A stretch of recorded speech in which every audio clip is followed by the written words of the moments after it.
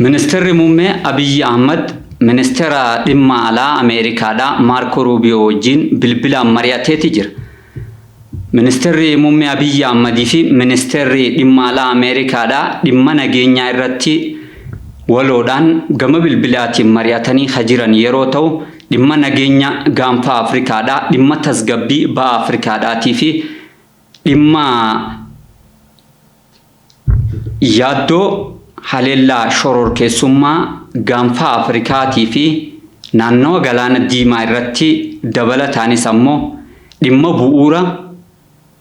naannoo ji'opolitikaa walxaxaa qabuu kanarratti bu'uura nagaa fi tasgabbii waarawaa ta'e kaa'uudhaa irratti ministeerri dhimma alaa Ameerikaadhaatii fi ministeerri muummee Itoophiyaa bilbilaan mari'achuun isaanii dhagahameeti jira. Mariin bilbilaan ministeerri muummee Abiyyi Ahmadii fi ministeerri dhimma alaa Ameerikaadhaa Maarko Ruubiyoon mari'atan kun ammoo erga ajajaan waraana Ameerikaadhaa koomaandiin Afrikaadhaa Jeneraal Anderson Itoophiyaa dhufuudhaan Fiild Maarshaal Bilaanoo Juulaadhaatii fi ministeera muummee Itoophiyaadhaa Abiyyi Ahmad mataa isaatii wajjin mari'atanii booda osoon turin kadhaga'ame yeroo ta'u,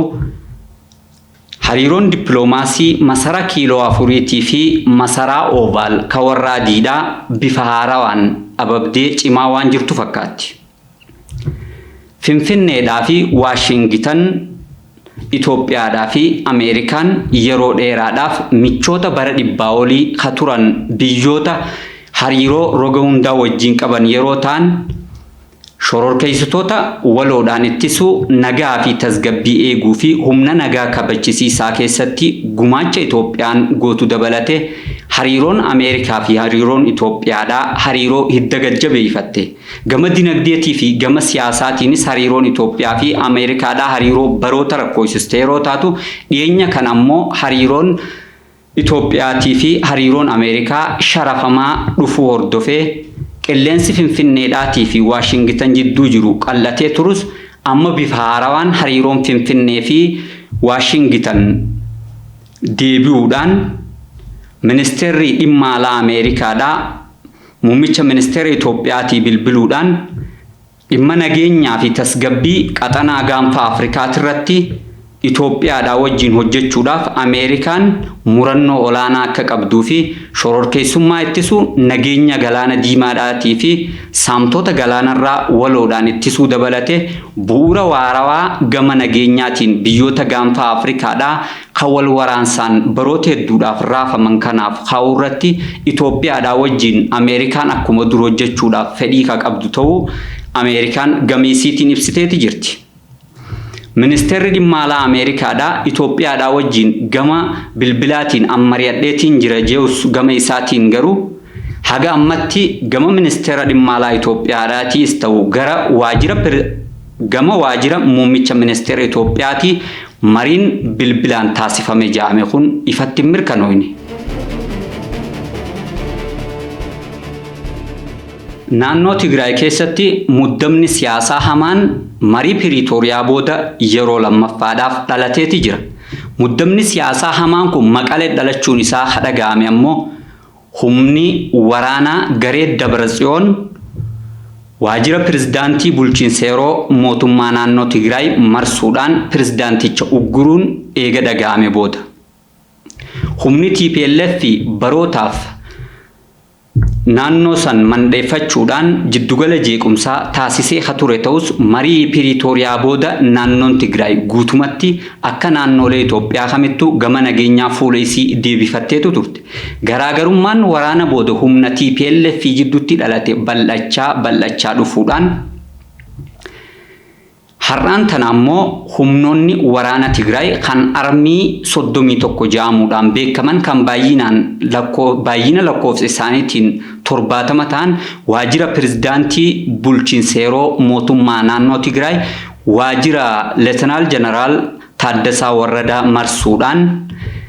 hojjettoonni seenan akkan baane kan seenin ammoo akkan seenne eega godhan booda muddamni siyaasaa Tigraay keessatti jiru dachaan dabaleeti jira. humnoonni waraanaa naannoo Tigraay waajjira pirezidaantii marsuudhaaf sababni guddaan akka gabaasa BBC afaan Tigriffaadhaatti miindaan nuuf hin kafalamne haja'u yeroo ta'u waldhabbiin humna garee Dabratsiyoonii fi humna garee Leetinaal Jeneraal Taaddasaa Warradaa jidduu jirtu ammoo waldhabbii miindarraa kaate osoo hin ta'in waldhabbii garaagarummaa siyaasaatii fi shakkii dhaaba keessatti uumamerraa kaate ta'uun isaa baramaadha. Kanas haa ta'u san garuu humni hidhattoota waraanaa kun waajjira pirezidaantiidhaan marsuudhaan achumarraayis ammoo gara TV Tigraay fi Dimtsi Wayyaanee deemuudhaan dhaabbata televezyiinii gurguddaa naannicha keessa jiran hunda to'achuun isaa gamasirraa ifoomeeti jira. Jeequmsaa fi wal waraansa gaaga'amaa Maqalee keessatti akka harakkee kana duubaan ammoo harka Eertiraadhaatii jira, harka Shaabiyaadhaatii jira, harka pirezidaantii Isaayyaas Afwerqiitii jira jechuudhaan xiinxaltoonni siyaasaa hedduun gama onlaayinaatii fi miidiyaaleetiin himaa jiran yeroo ta'u haga ammaan tanaatitti akka gabaasni BBC afaan Tigriffaa agarsiisutti yoo ta'e ammoo pirezidaantiin bulchiinsa yeroo mootummaa naannoo Tigraay harka hidhattoota garee Dabratsiyooniin ukkaanfamee jiramoo ukkaanfamee hin jiru wanni jaamu ifattillee beekamuu baatu hoggantoonni naannoo Tigraay muddamni kun akka gara balaa biratti hin ceeneef tasgabbeessuudhaaf irratti hojjechaa akka jiran gamasirraa oduun baatee ni addeessiti. Naannoon Tigraay waldhabbii baroota dabran kana keessa turteen naannoo waraanaan garmalee miidhamtee yeroo taatu duula nagaa kabachisiisuu mootummaan federaalaa gamasitti taasise booda ammoo fuula isii gara misoomaa fi nagaatti deeffattus humni adda bilisa baasaa uummata Tigraay humni Abiyoot guutumaan guututti koraa siyaasaa aangoo naannoo Tigraay dhuunfachuudhaan gareen Dabratsiyoonii fi gareen Monjoriinoodhaa garee Geetaachoo Raddaatii fi garee Leetinaal Taaddasaa Warradaadhaa irratti duuluudhaan gaaga'amni siyaasaa yoomiyyuun qabbanoofnee fi hokkarri siyaasaa socho'an yoomiyyuun tasgabboofne naannoo san keessatti akka dhalatu taasisaniiti jiran. Waajjirri pirezidaantii yeroo bulchiinsa mootummaa naannoo Tigraay marfamuu hordofuudhaan lammiiwwan naannichaa baaragaa fi muddama hamaa keessatti kufanii jiran yeroo ta'u muddama siyaasaa akka haaraatti Maqaletti dhalate kana hordofuudhaan ammoo haga ammaan tanaatitti mootummaa federaalaa biraa wanni ifatti ja'ame hin jiru.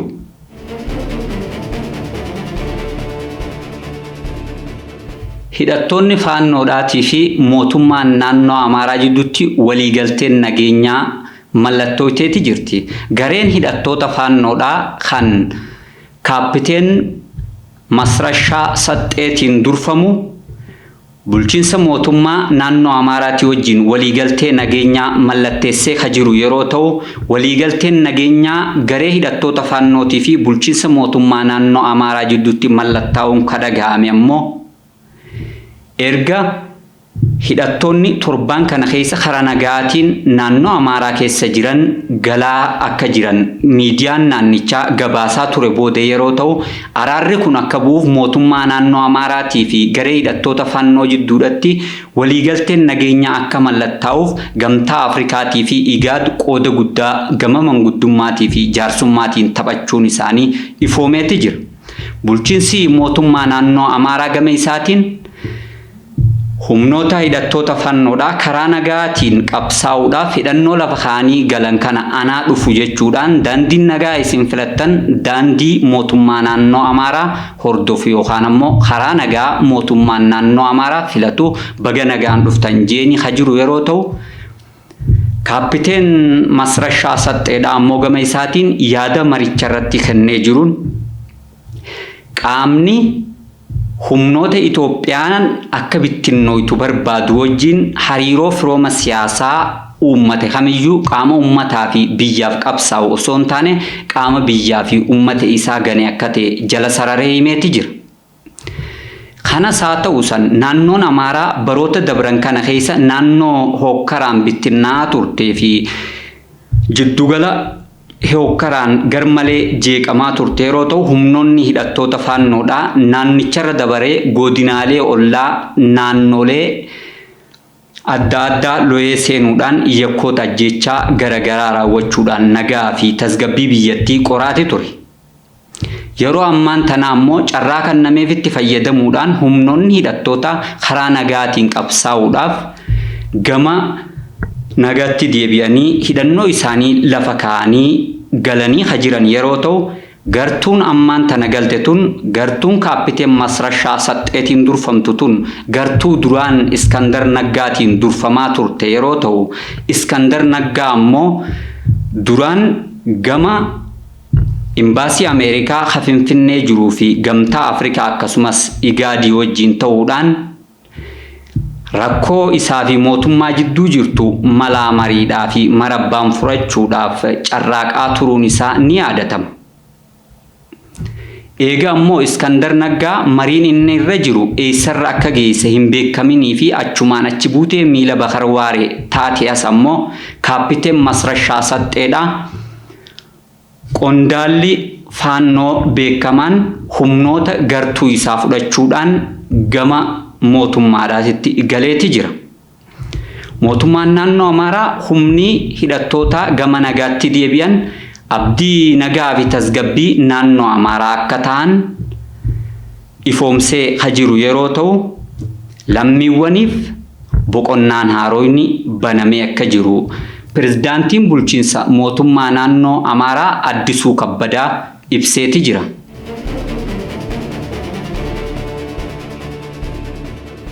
Manni murtii olaanaa dhaddacha guyyaa har'aan tanaa ooleen deetaa ministeera nagaa ka duraaniitii fi aangawaa paartii badhaadhinaa kabara dur ka ammaan tana ammoo to'atamee harka seeraa jiru irratti adabbii hidhaa cimaa waggaa 7 fi ji'a 2 fi qarshii 5,000 adabee jiru yeroo ta'u, akka abukaattoon isaanii yaada kannanitti deetaan ministeera nagaa kun meeshaa hidhannoodha isaan hayyamamanii fi hayyama seeraan qabne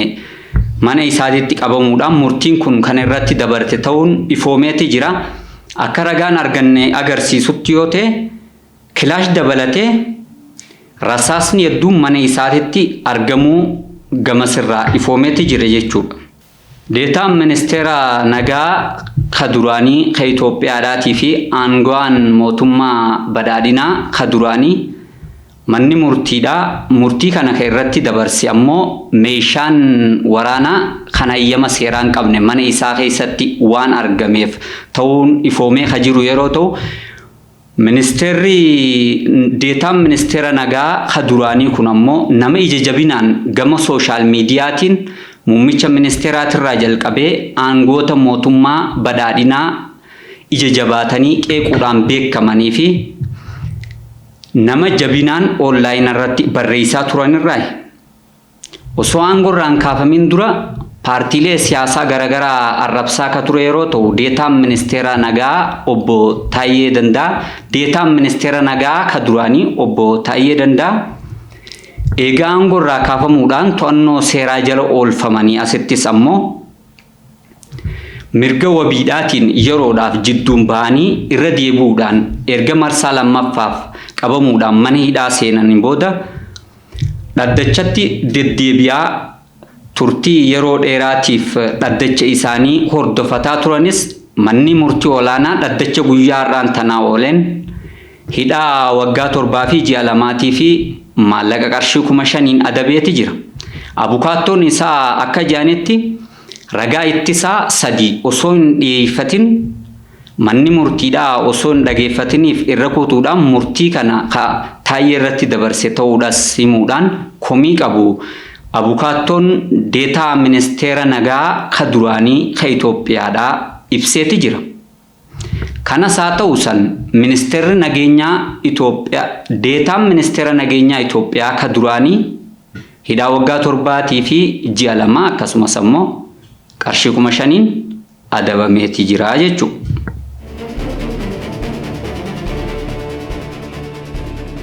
Odeeffannoo bahar gamaatii fi taxumuraatiin ammoo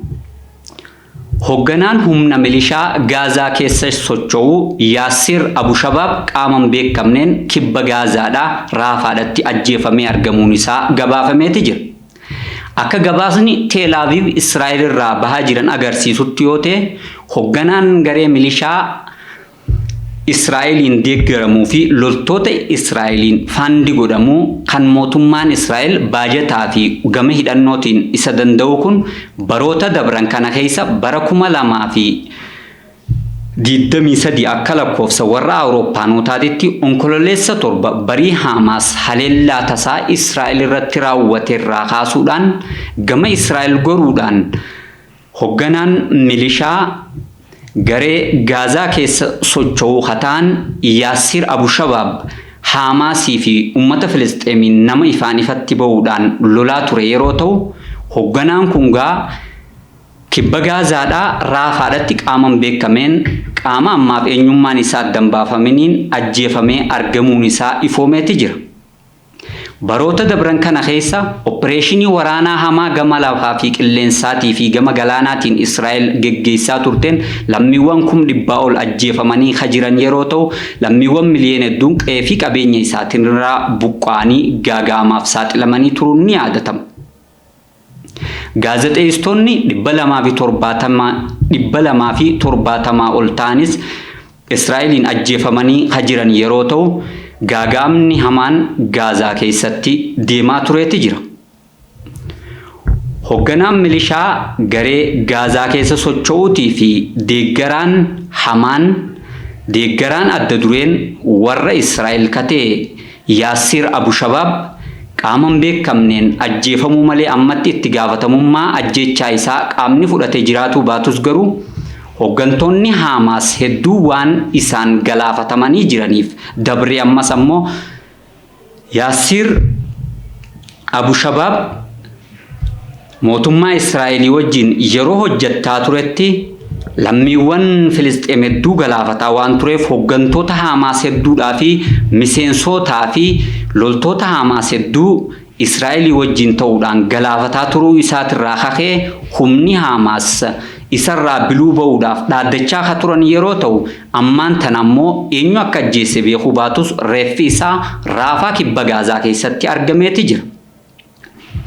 Hamaas itti gaafatamummaa ifaan ifatti ajjechaa Yaasir Abu Shabaabiif fudhachuu baatus Israa'el gama isaatiin fira gaafa rakkoo kana jala ajjeese Hamaas jechuudhaan amanteeti jirti.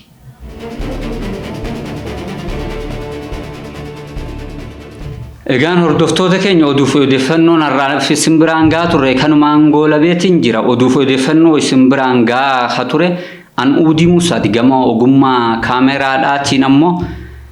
Abdii Magarsaatiin wajjin ture. Qophiin keenya kanumaan raawwatteeti jirti. Turtiin wajjin taasistaniif fayyadaa.